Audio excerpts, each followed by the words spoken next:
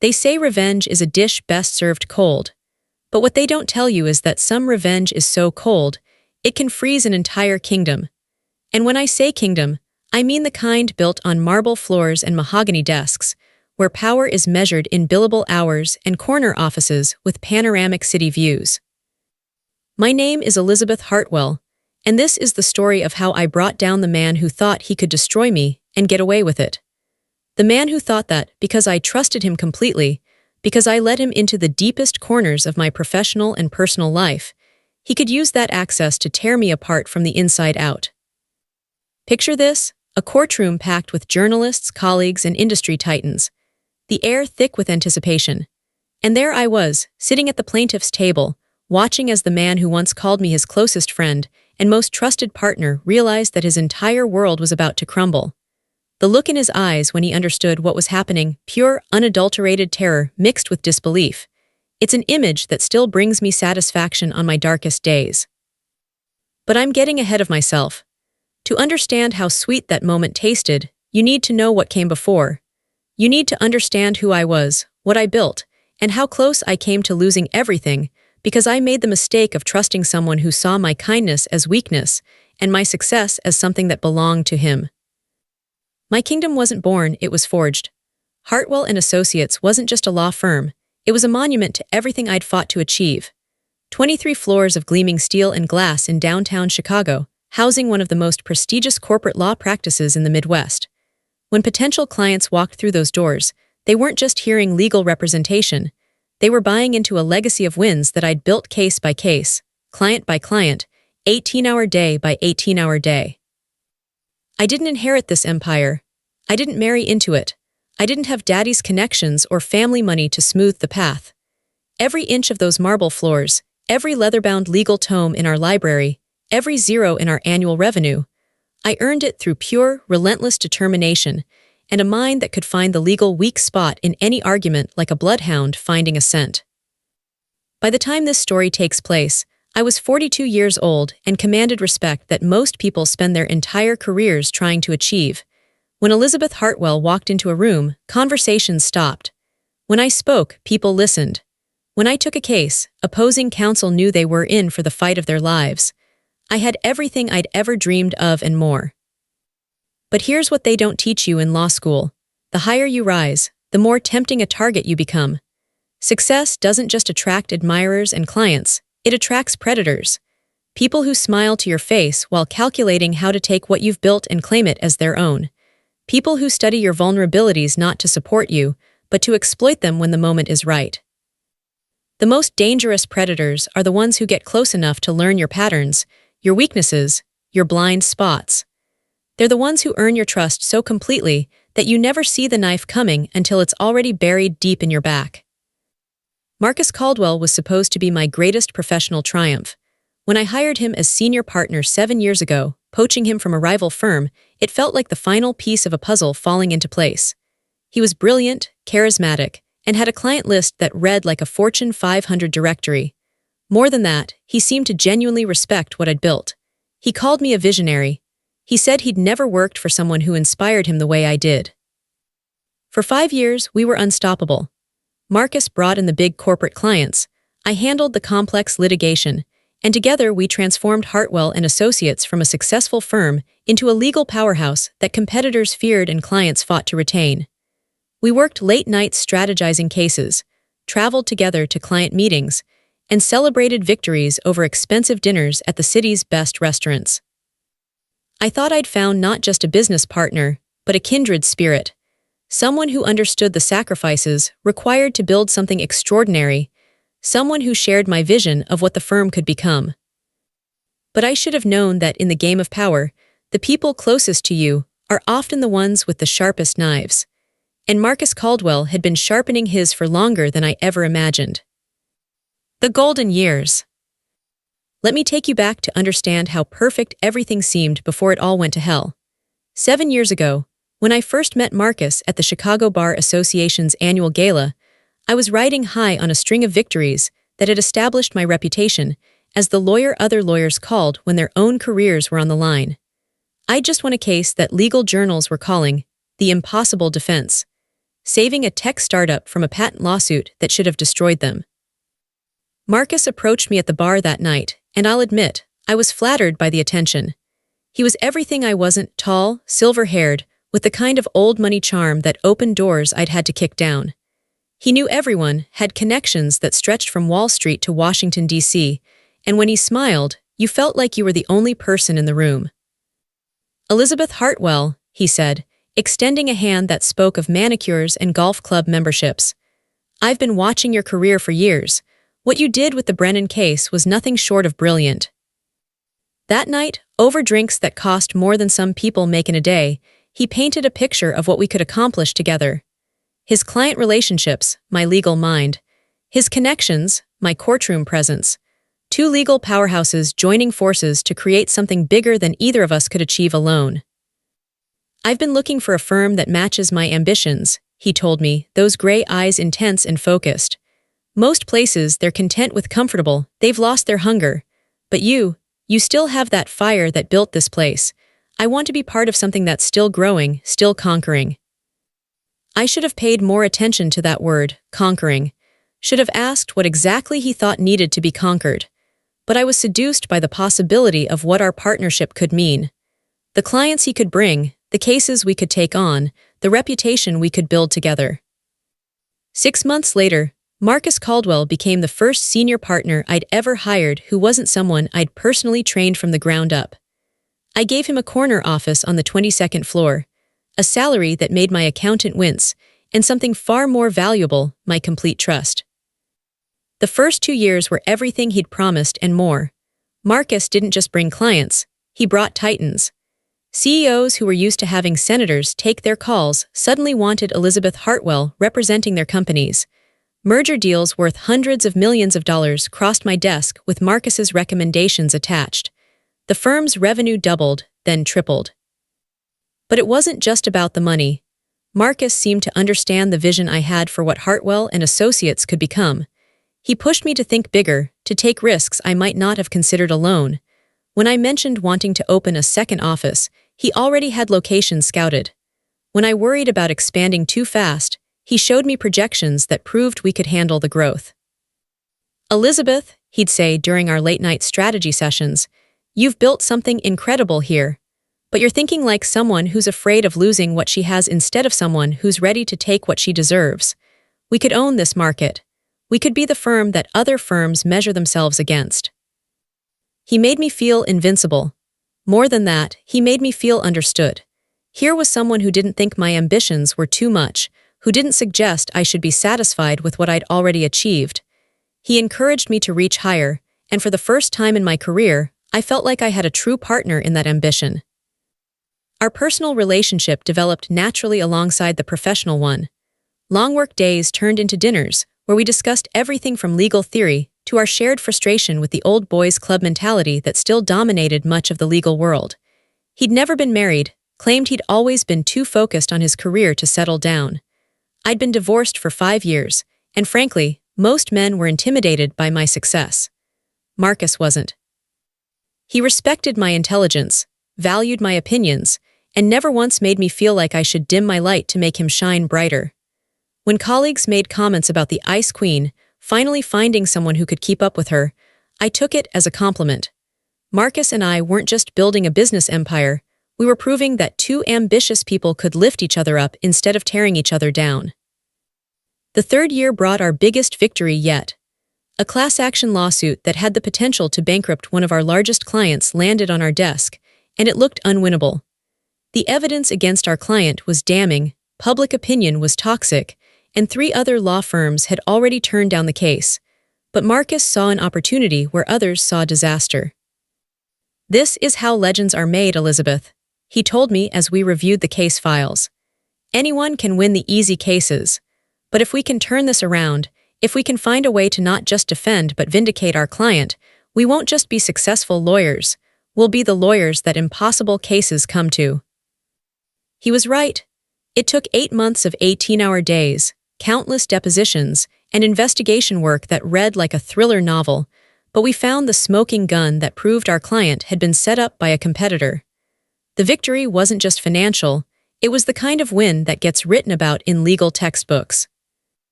That night, celebrating with champagne in my office overlooking the city lights, Marcus raised his glass to me and said something I'll never forget. To Elizabeth Hartwell, the most brilliant legal mind I've ever had the privilege to work with, and to partnerships that change everything. I drank to that toast, believing every word. I thought I'd found my equal, my partner, my match in every way that mattered. I thought I'd finally found someone who saw my success as something to celebrate rather than something to diminish. I was wrong about everything. The cracks begin to show. The first sign that something was wrong came disguised as good news. Marcus walked into my office on a Tuesday morning in March, practically glowing with excitement. "Elizabeth, I have incredible news. Remember the Blackstone Industries deal we've been courting for months? They've decided to move forward, and they want us to handle the entire acquisition. We're talking about a $50 million deal with legal fees that could set us up for the entire year." I should have been thrilled. Blackstone Industries was exactly the kind of prestige client that validated everything we'd built together. But something in Marcus's tone nagged at me, a proprietary satisfaction that felt off. "That's fantastic," I said, setting down the brief I'd been reviewing. "When did they call? I didn't see any messages from them on my schedule." "Oh, they called me directly," Marcus replied, settling into the chair across from my desk with the casual confidence I'd grown to admire. "Richard Blackstone and I go way back, prep school, actually.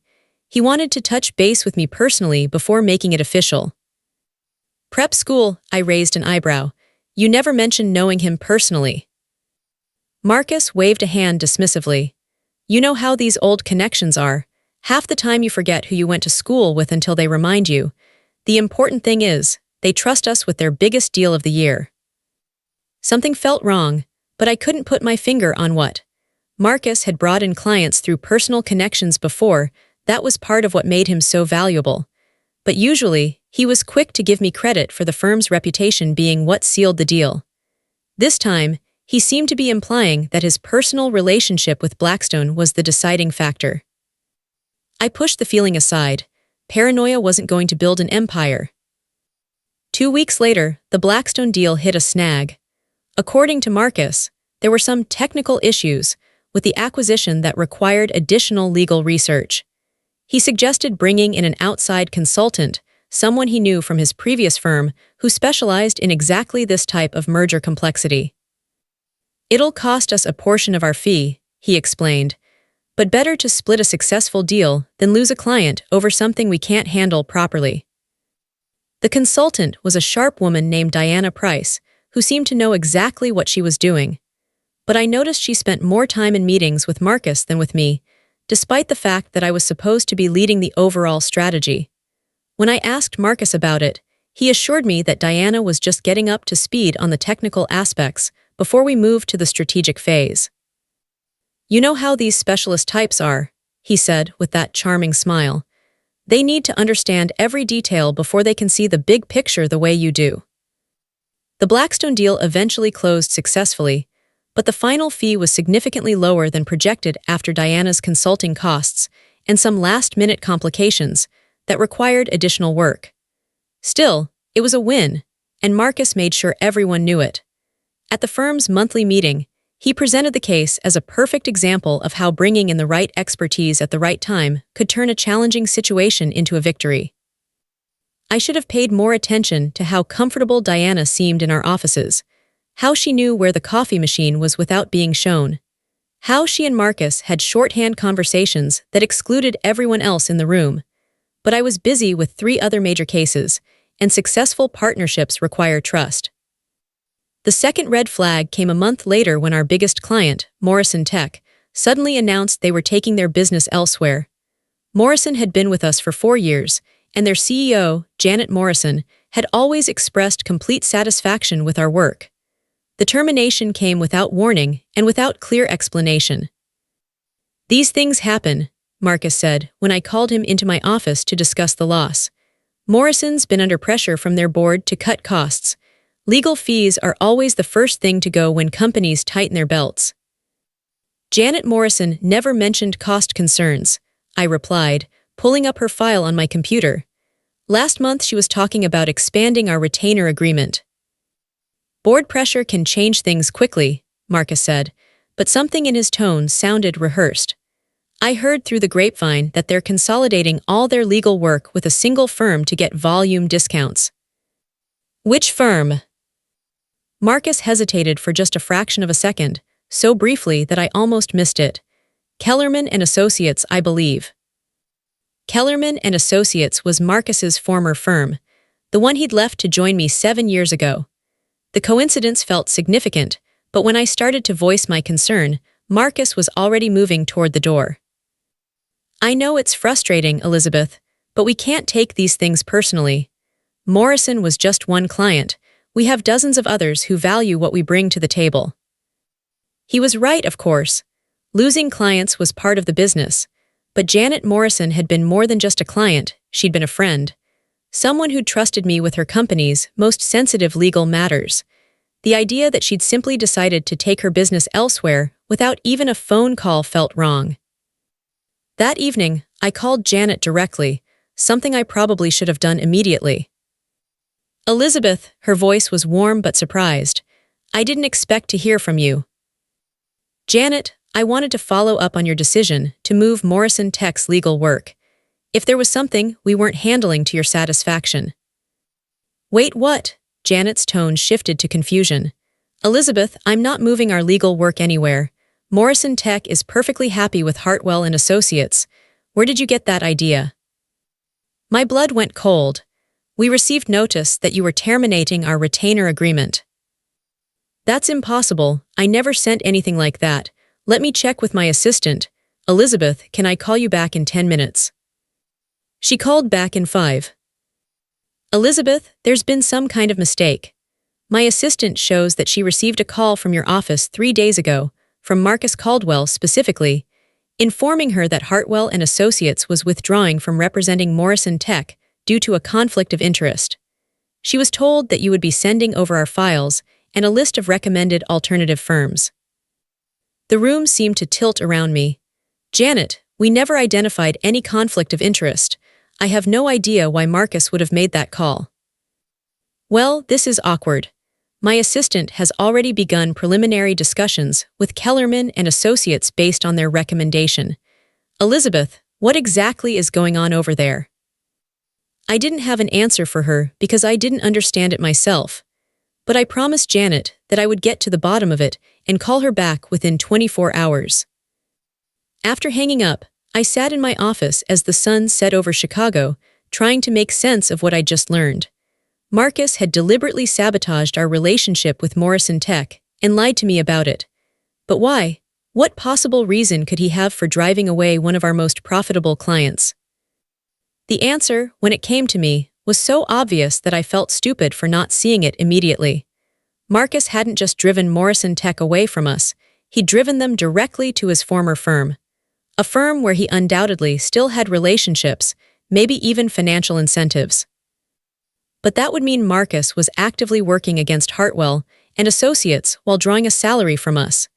It would mean that the man I trusted with my business, my reputation, and my future was systematically betraying everything we'd built together.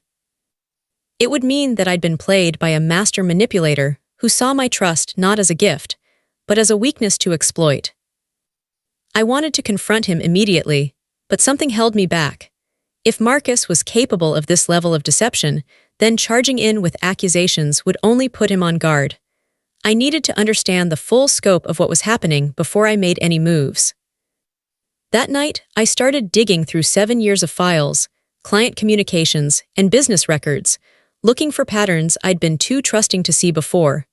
What I found made me question everything I thought I knew about the man I'd called my partner. The betrayal revealed. The deeper I dug, the more the scope of Marcus's betrayal became clear. It wasn't just Morrison Tech. Over the past 18 months, 6 major clients had either reduced their retainer agreements or terminated their relationships with Hartwell and Associates entirely. Each time, Marcus had provided reasonable explanations: budget cuts, internal changes, market pressures. Each time, I'd accepted his explanations because I trusted him. But when I traced what happened to those clients after they left us, a pattern emerged that made my stomach turn. 5 of the 6 had moved their business to Kellerman and Associates within 3 months of leaving us. The 6th had gone to another firm where Diana Price, Marcus's specialist consultant, had recently been made partner. Marcus wasn't just stealing clients. He was systematically dismantling my firm and feeding the pieces to his real employers. I spent the next week conducting my own investigation, calling in favors with contacts throughout the legal community, and quietly reviewing every major decision Marcus had influenced over the past 2 years. The picture that emerged was one of calculated, long-term sabotage disguised as partnership. The Blackstone Industries deal that Marcus had been so excited about. Richard Blackstone confirmed that he'd never gone to prep school with Marcus and had no personal relationship with him. The deal had come to us through a referral from another client, but the final terms had been negotiated entirely by Diana Price, who had charged us consulting fees while simultaneously steering the client toward a less favorable arrangement. The expansion plans Marcus had encouraged, the risks he'd pushed me to take, the overhead increases he'd championed, all of it was designed to make Hartwell and Associates more vulnerable and less profitable. He'd been positioning us for failure while building up our competitors with the intelligence he gathered from the inside. But the most devastating discovery came when I reviewed our financial records with my accountant. Over the past year, Marcus had authorized several business development expenses that I'd signed off on without detailed review. Expensive client dinners, conference attendance, travel costs for potential partnerships. Normal expenses for a successful firm, except that many of them were fictional. Marcus had been embezzling from Hartwell and Associates to the tune of nearly $200,000, while simultaneously sabotaging our client relationships and feeding confidential information to our competitors. The man I'd trusted with everything had been systematically destroying everything I'd built, and he'd been doing it with such skill that I'd actually thanked him for his partnership along the way. The night I finally put all the pieces together, I sat in my office until 3 a.m, staring out at the city lights and trying to process the magnitude of what had been done to me.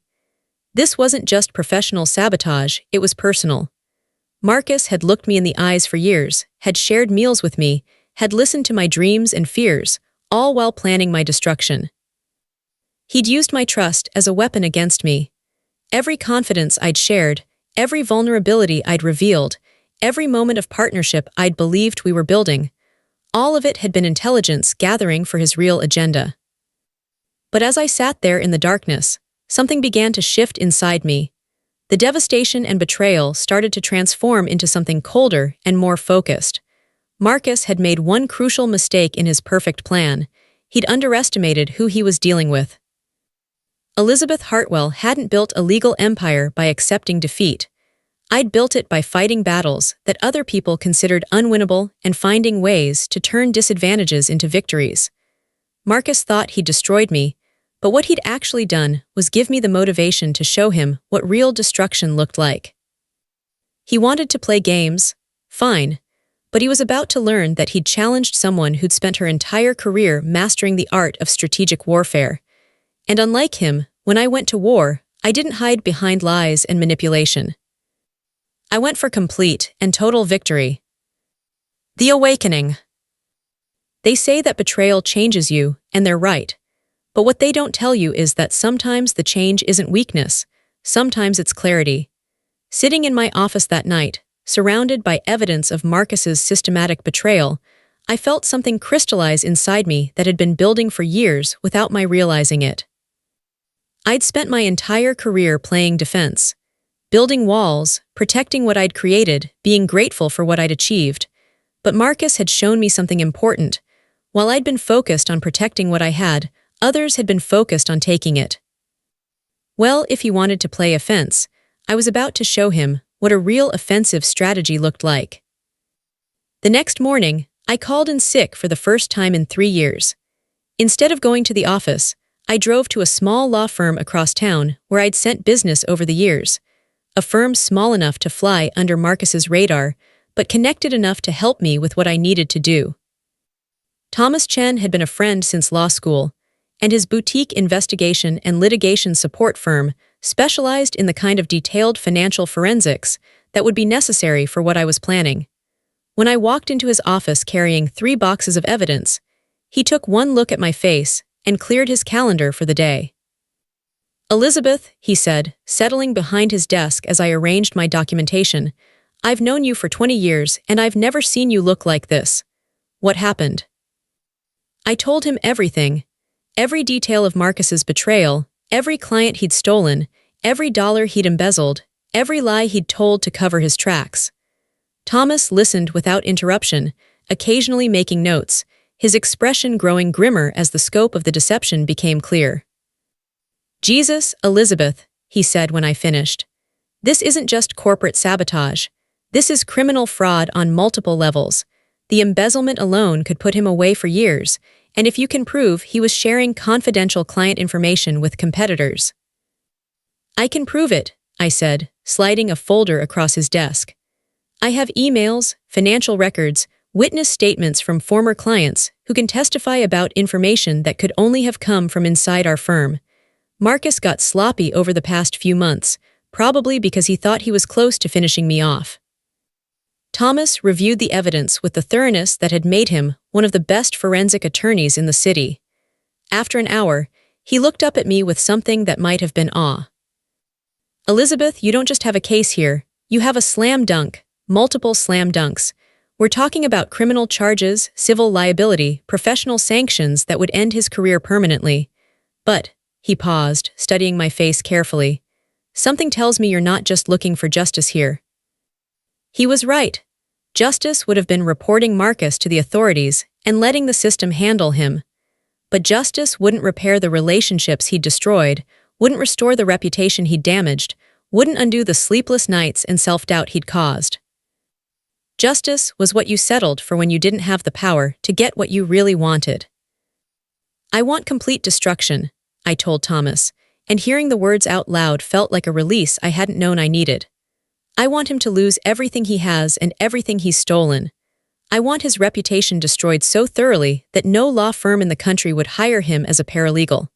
I want him to face the same humiliation and betrayal he put me through, except I want his to be public and permanent." Thomas was quiet for a long moment. Then he smiled, not his usual friendly grin, but something sharper and more predatory. "Elizabeth, if that's what you want, then we need to be very strategic about this. Criminal charges and civil suits are just the beginning. If you really want to destroy someone's life and career, you need to think bigger. You need to think about public relations, professional reputation, social consequences. You need to make sure that when this is over, the name Marcus Caldwell becomes synonymous with professional betrayal." Over the next 6 hours, we outlined a strategy that would have impressed Sun Tzu. We would build the case methodically, gathering evidence not just of Marcus's crimes, but of every ethical violation, every professional misconduct, every lie he'd told to clients and colleagues. We would time the revelations for maximum impact, ensuring that the story would dominate legal industry news for months. Most importantly, we would let Marcus continue thinking he was winning right up, until the moment his world collapsed around him. "The key," Thomas explained, "is that he can't know you're onto him. If he suspects you've discovered what he's doing, he'll either try to cover his tracks or accelerate his timeline. We need him confident and careless. So I have to keep working with him, keep pretending I trust him." "Not just pretending, you need to seem more trusting than ever. Give him opportunities to steal from you, to betray you, to dig his hole deeper. Every crime he commits while you're building your case makes your eventual victory more complete." The idea of continuing to work alongside Marcus, knowing what I knew, made my skin crawl. But Thomas was right. If I wanted total victory, I needed Marcus to destroy himself as thoroughly as possible before I revealed what I knew. "There's one more thing," Thomas said as we prepared to leave. "Are you absolutely sure you want to go this route? Once we start down this path, there's no going back. Marcus will be destroyed, but this kind of warfare changes the person waging it. You'll win, but you might not recognize yourself when it's over." I thought about that question as I drove home that evening. Was I sure I wanted to become the kind of person who could smile at someone while planning their complete destruction? Was I willing to sacrifice whatever remained of my innocence and trust for the satisfaction of perfect revenge? The answer came to me as I pulled into my driveway and saw the life I'd built around me, the house I'd earned through years of 18-hour days, the success I'd achieved through talent and determination, the future I'd planned that Marcus had tried to steal. He'd made his choice when he decided to betray me. Now I was making mine. Setting the trap. The hardest part wasn't gathering evidence or building the case. It was walking into my office every morning and treating Marcus like nothing had changed. Smiling at him during meetings, asking for his input on strategy, expressing gratitude for his partnership, all while knowing exactly what kind of snake he was. But I discovered something about myself during those months of playing the long game. I was much better at deception than I'd ever imagined. Years of courtroom experience had taught me to control my expressions, to project confidence even when I felt uncertain, to never let an opponent see what I was really thinking. Those skills served me well as I played the role of the trusting partner while methodically building the case that would destroy him.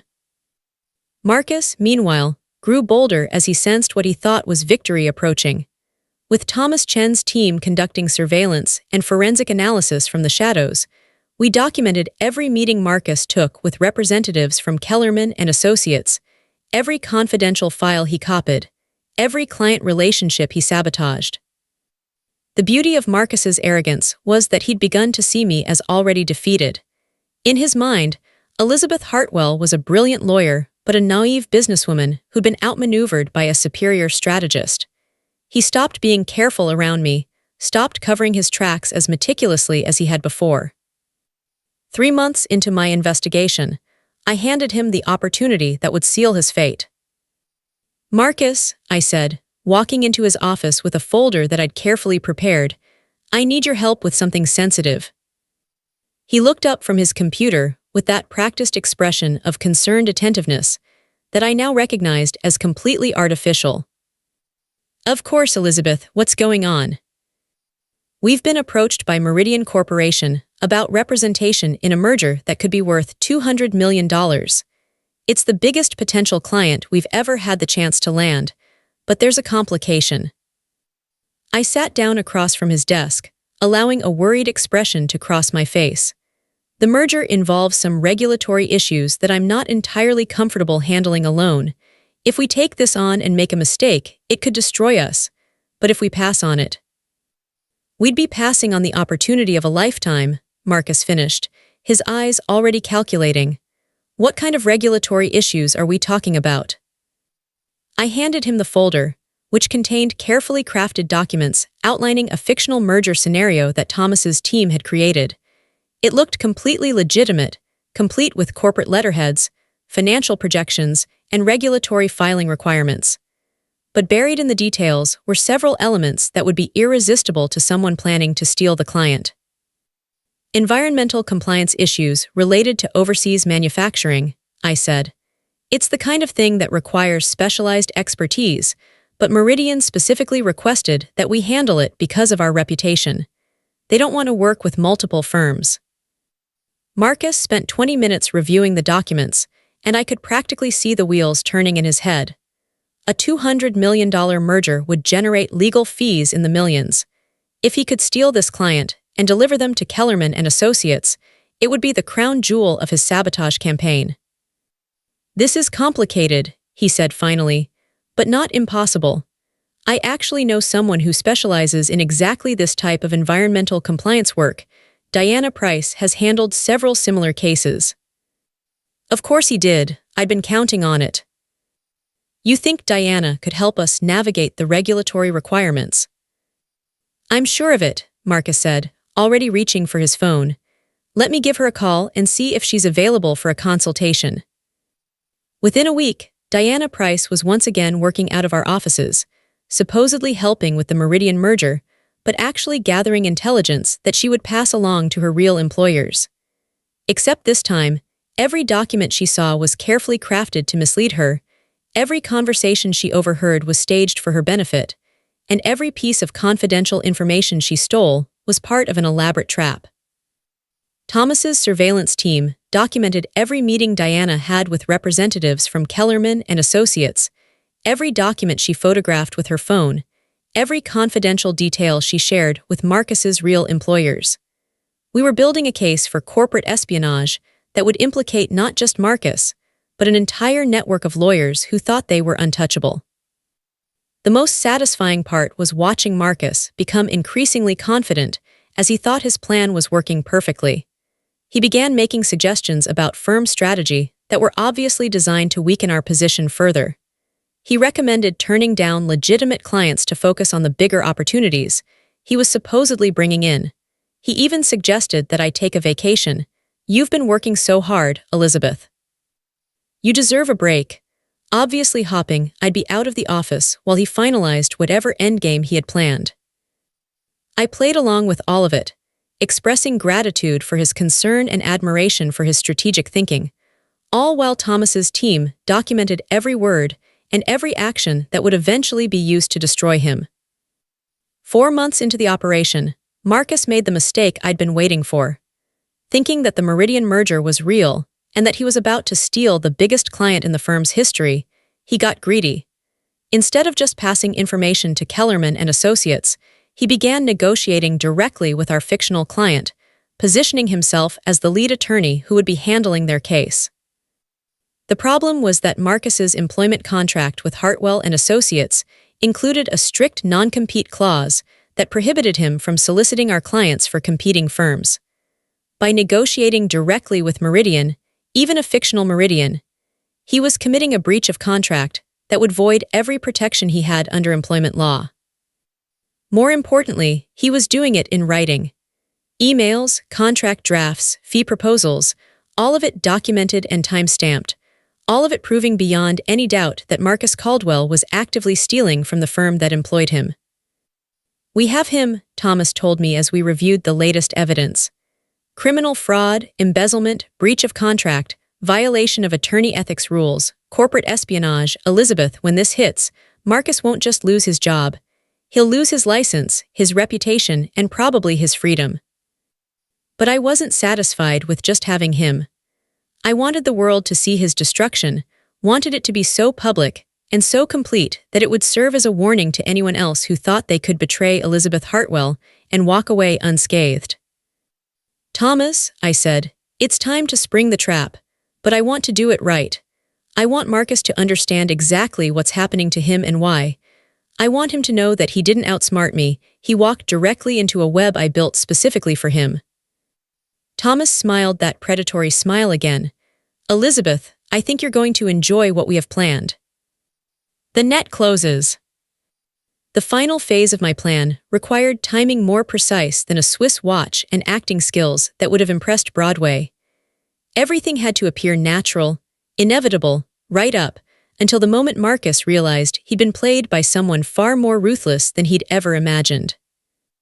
The trap was set for a Friday morning in November. I'd arranged for the final meeting with Meridian Corporation to take place in our largest conference room, the one with floor-to-ceiling windows, overlooking the city and enough space for what I had planned. Marcus believed he was attending the meeting where he would finalize stealing the biggest client in our firm's history. In reality, he was walking into his own professional execution.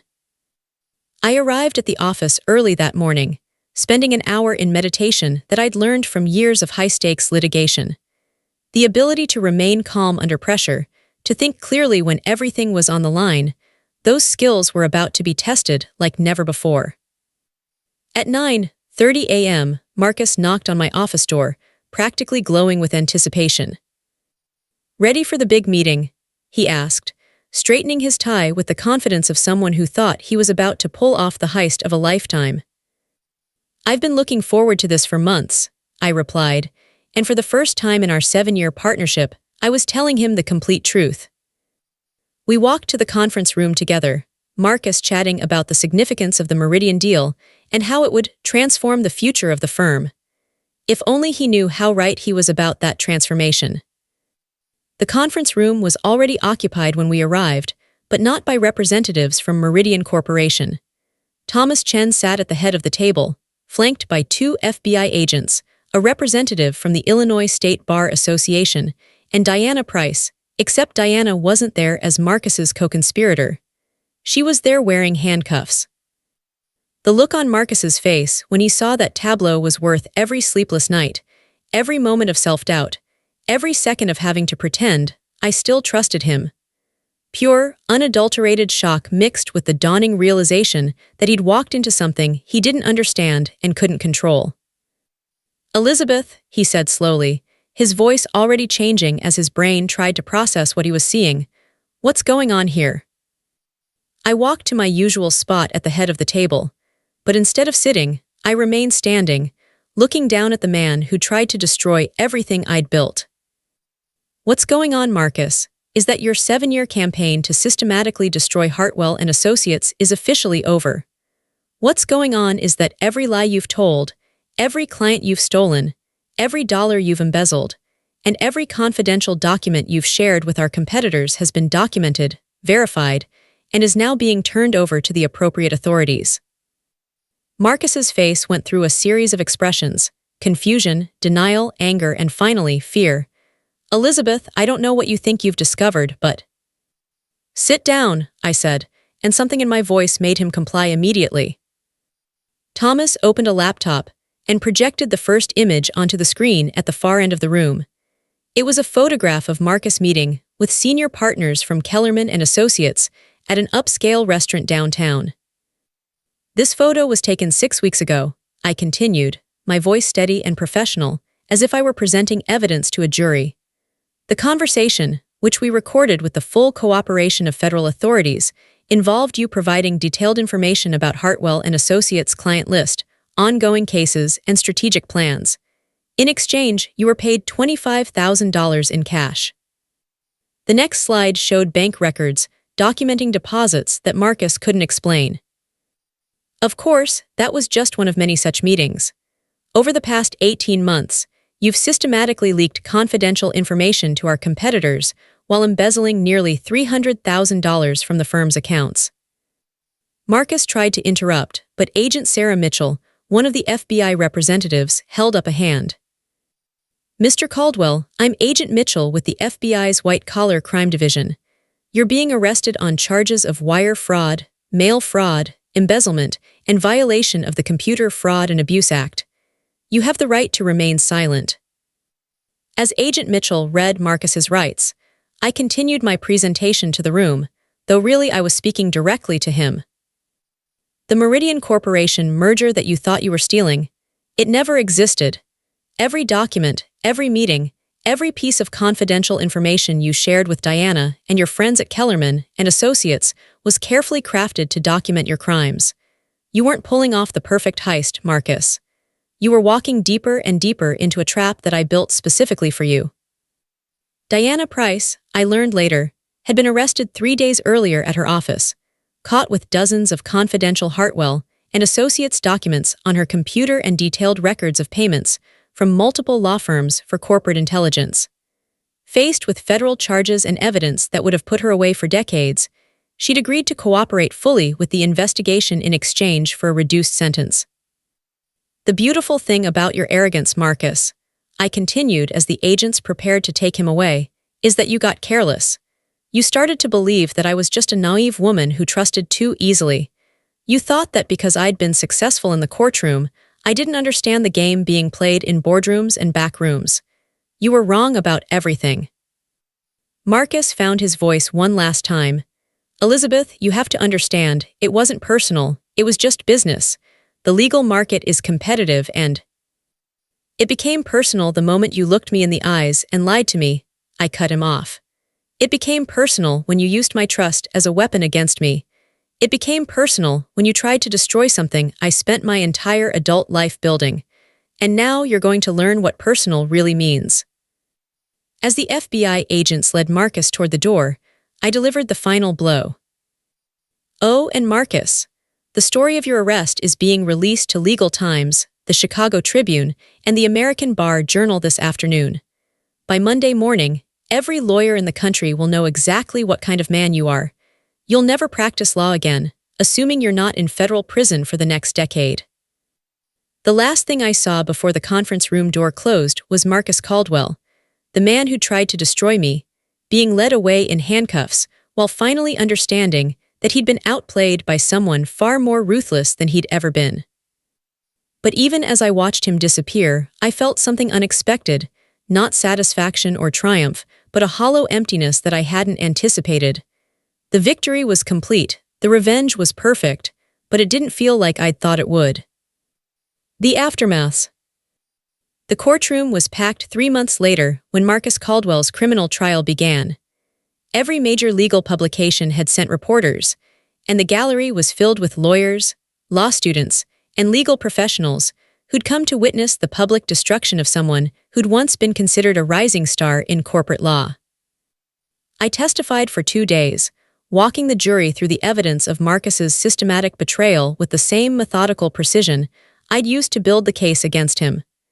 Financial records, recorded conversations, witness testimony, electronic evidence. It painted a picture of professional treachery so complete that even Marcus's own attorney seemed embarrassed to be defending him. The prosecution's case was devastating. Not only had Marcus embezzled hundreds of thousands of dollars, but his theft of confidential client information had potentially compromised dozens of ongoing legal matters, exposing Hartwell and associates to malpractice claims and professional sanctions. The damage to the firm's reputation, they argued, was in the millions. Diana Price testified against Marcus as part of her plea agreement, detailing the network of corporate espionage they'd operated and the extent to which multiple law firms had been willing to pay for inside information about their competitors. Her testimony implicated senior partners at 3 major Chicago firms, turning Marcus's downfall into an industry-wide scandal. But it was Marcus's own emails and recorded conversations that sealed his fate. The jury heard him laughing about my naivety, boasting about how easy it had been to manipulate me, and planning the final destruction of everything I'd worked to build. They heard him refer to me as the ice queen who's about to melt, and discuss how satisfying it would be to watch me lose everything. When the verdict was read, guilty on all counts, Marcus finally looked the way I'd felt during those months when I thought he was my trusted partner. Broken, betrayed, destroyed. Federal Judge Patricia Hawkins sentenced Marcus to 8 years in federal prison, 3 years of supervised release, and restitution of $2.3 million to cover the full extent of the damage he'd caused to Hartwell and associates. His law license was permanently revoked, and civil judgments from the clients whose confidential information he'd sold would follow him for the rest of his life. "Mr. Caldwell," Judge Hawkins said as she imposed the sentence, "you violated the most sacred trust in the legal profession, the trust between partners, between attorney and client, and between the profession and the public we serve. Your actions were calculated, systematic, and designed to destroy not just a business, but a person who had shown you nothing but trust and respect." The sentence of this court reflects not just the financial damage you caused, but the betrayal of every ethical principle that defines our profession. As Marcus was led away to begin his sentence, he looked at me one last time. There was no anger in his eyes anymore, no defiance or arrogance, just the hollow recognition of someone who'd finally understood the full consequences of their choices. I felt nothing as I watched him disappear through the courtroom doors. No satisfaction, no vindication, no sense of justice served. Just emptiness where the anger and betrayal had lived for so long. The cost of victory. Returning to Hartwell and Associates after Marcus's conviction should have felt like a triumph. The firm had survived his sabotage, our reputation had been restored through the very public vindication of the trial, and new clients were calling every day, drawn by the story of how we'd exposed and defeated corporate espionage. But walking through those familiar offices, I found myself seeing everything differently. The corner office where Marcus had planned my destruction. The conference rooms where he'd smiled and lied to my face for years. The hallways where we'd walked together, discussing cases and strategies while he was secretly planning to steal everything I'd built. The victory was complete, but it had changed me in ways I was only beginning to understand. 3 of my senior associates had resigned during the investigation, uncomfortable with the level of warfare they'd witnessed and uncertain about what kind of firm Hartwell and Associates was becoming. Good lawyers, ethical lawyers, who decided they didn't want to work for someone capable of the level of strategic deception I'd employed to destroy Marcus. I couldn't blame them. The Elizabeth Hartwell who'd hired Marcus 7 years ago wouldn't have recognized the woman who'd spent months smiling at him while planning his complete destruction. That earlier version of myself had believed in trust, partnership, and the possibility that ambitious people could lift each other up instead of tearing each other down. The woman sitting in the corner office now knew better. I'd become someone who assumed betrayal, who looked for hidden agendas in every conversation, who trusted no one completely because I'd learned what complete trust could cost. I'd won the war against Marcus Caldwell, but I'd lost something essential about who I used to be. The clients came back. New business poured in. The firm's revenue reached record levels as the legal community took notice of what happened to people who tried to betray Elizabeth Hartwell. But success felt different now, less like building something meaningful and more like maintaining a fortress against enemies I couldn't see coming. Late one evening, 6 months after Marcus's sentencing, I found myself alone in the office, looking out at the city lights and wondering if the victory had been worth what it had cost me. I'd proven that I was stronger than my enemies, more ruthless than those who tried to destroy me, more strategic than anyone who thought they could outmaneuver me. But I'd also proven that I was capable of deception on a level that would have horrified the young lawyer who'd started this firm with nothing but talent, determination, and a belief that hard work and integrity would be enough. Marcus had betrayed me, but in destroying him, I'd betrayed something essential about myself. Final reflections.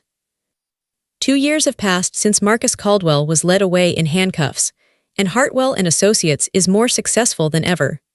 We've expanded to 3 cities, our client list reads like a Fortune 500 directory, and my reputation as someone you don't cross has protected me from the kind of betrayal that nearly destroyed me once. But success feels different when it's built on fear rather than respect.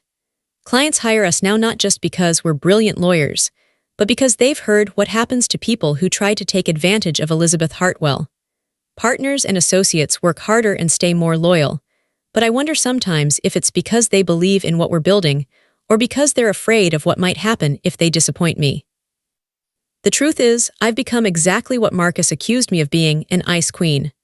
Cold, calculating, always thinking 3 moves ahead, never fully trusting anyone because I know what trust can cost.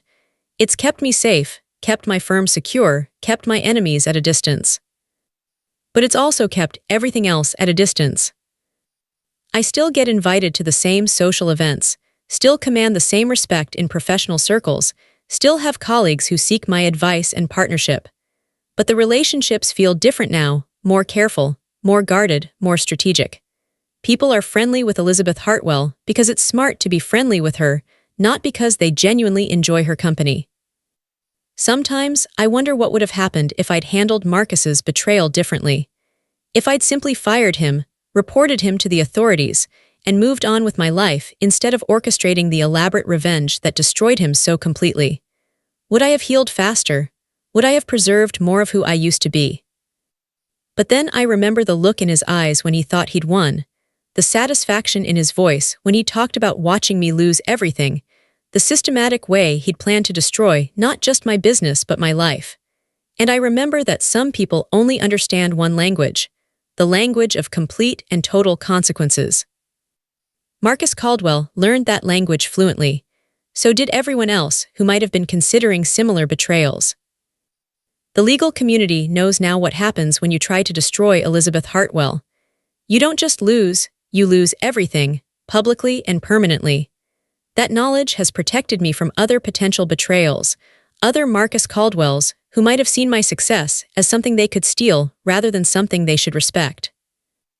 I've become someone that other people fear to cross, and in a world where trust can be weaponized against you, maybe that's the only way to survive at the top. But late at night, when I'm alone in my office looking out at the city I've conquered, I sometimes wonder if survival is enough. If becoming someone who can destroy enemies completely is worth becoming someone who can never again trust a friend completely. They say revenge is a dish best served cold, but what they don't tell you is that after you've served it, you're the one left with the bitter taste in your mouth. The revenge was perfect, The victory was complete, the justice was served. Was it worth it? Ask me in another 10 years, when I've had time to understand who I've become and whether I can live with her. But if you're thinking about betraying someone who trusts you, if you're planning to use someone's kindness as weakness and their success as your opportunity, remember Marcus Caldwell. Remember what happened to the man who thought he could destroy Elizabeth Hartwell and walk away unscathed. Some queens rule through love and loyalty, others rule through fear and respect. I've learned to be the kind of queen who rules through whatever it takes to protect her kingdom. And my kingdom has never been stronger.